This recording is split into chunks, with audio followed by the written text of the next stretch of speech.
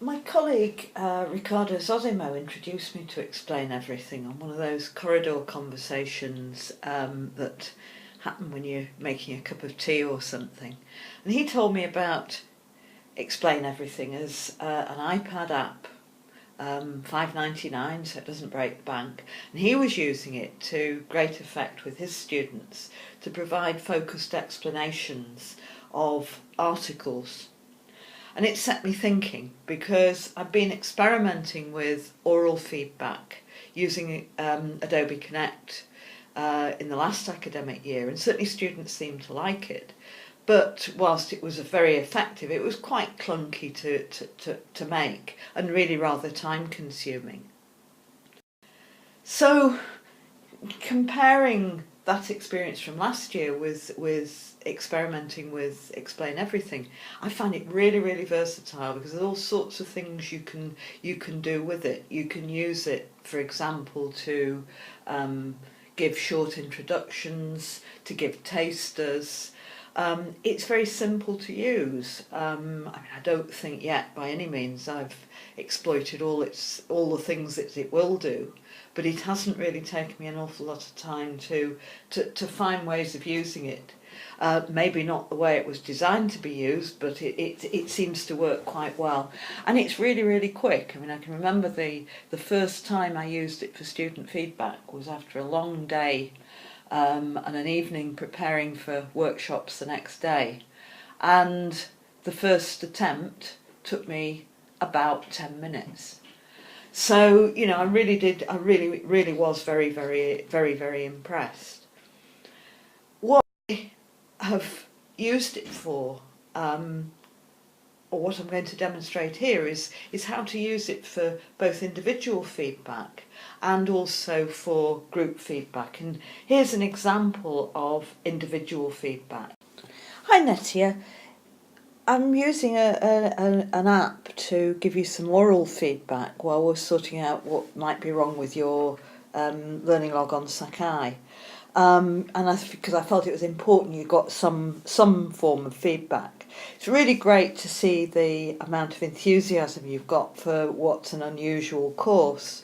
And I think my one comment is that I was a bit surprised when you said that there's no textbook for this course. There is a textbook. We don't teach a chapter a week, but we do expect you to be doing academic reading.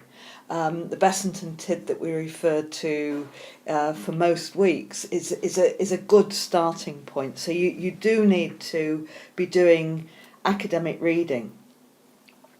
I think you'll probably, from your group work, learn a lot from other team members, but you do need to be doing that initial academic reading. But it's good to see the learning log has started, and I'll be looking forward to seeing how the log develops and seeing you using some academic literature in later logs. I wasn't expecting it in this one.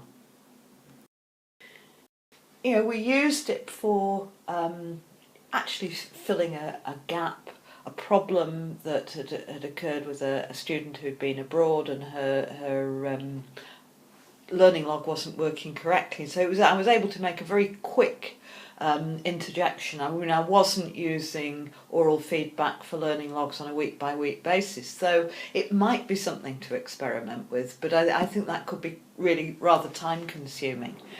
Where it really came into its own was in terms of group feedback, which indeed was the way I'd explored oral feedback last year. And this was an example of using oral feedback for group work to really capture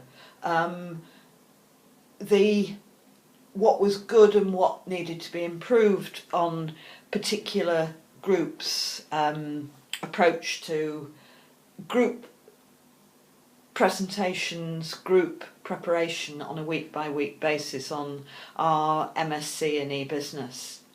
I don't think the class of 2012 504 realise just how exceptional they are.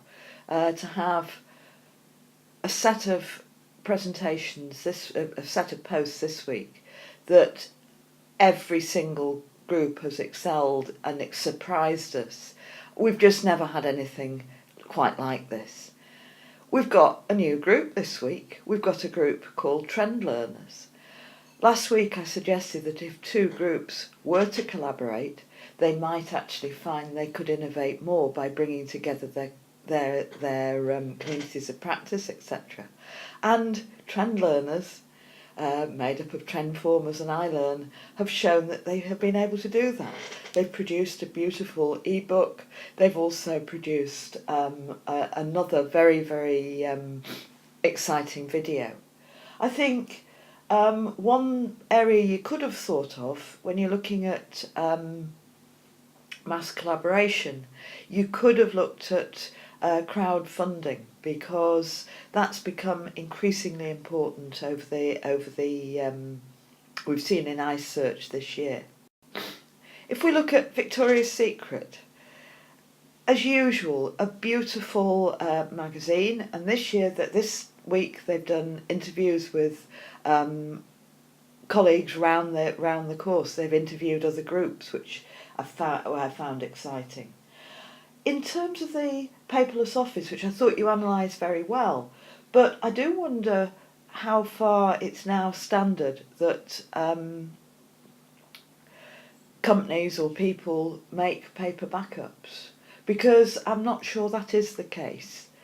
There's certainly emphasis on backing up, but typically backing up in the cloud and on external disks. But the piles of paper, I think, perhaps are getting less.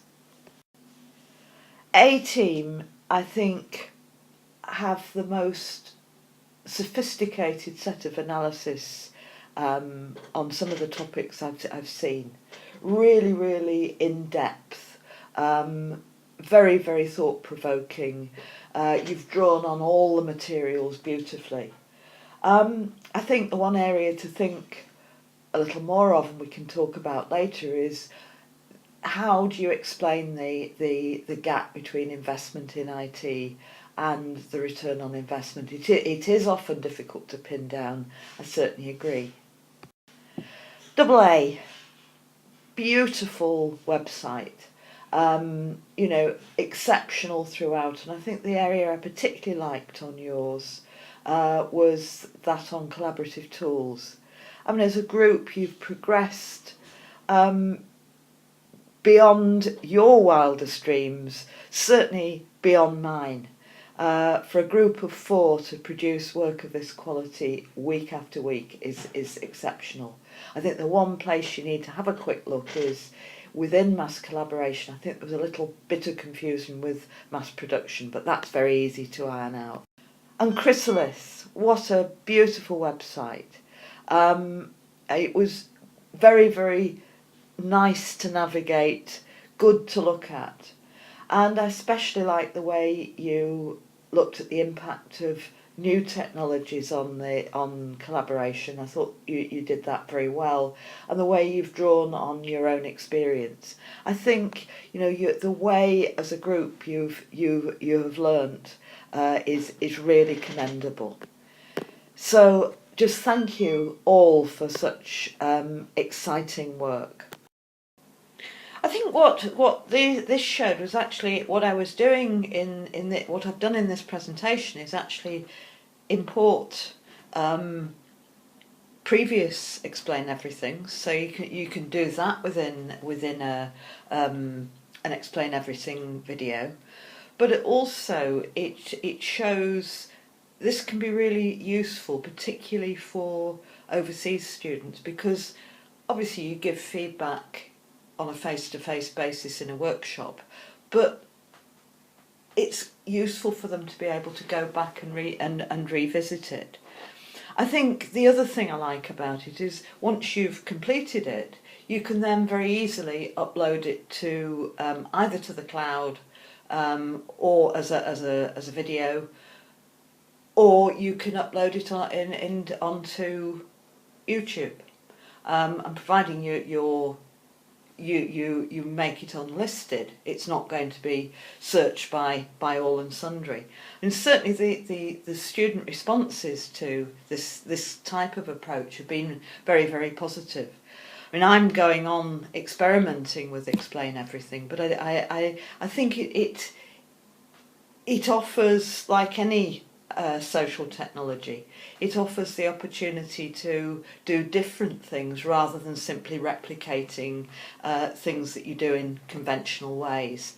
I'd be really interested if any people wanted to contact me or to talk further about it.